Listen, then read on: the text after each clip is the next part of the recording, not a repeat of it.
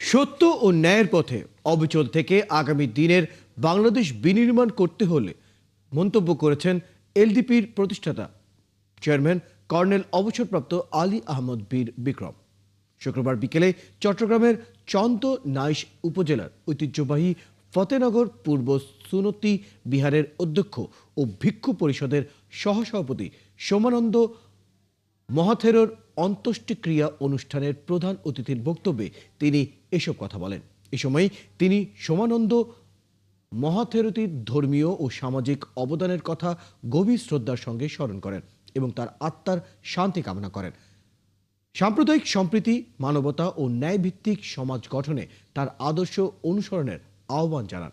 অনুষ্ঠানের শুরুতে জাতীয় ও ধর্মীয় পতাকা উত্তোলনের মধ্য দিয়ে বিশ্ব শান্তি কামনায় সমবেত প্রার্থনা হয়। পরে কীর্তন সহকারে এক বর্ণাঢ্য রথ শোভাযাত্রা বের হয়।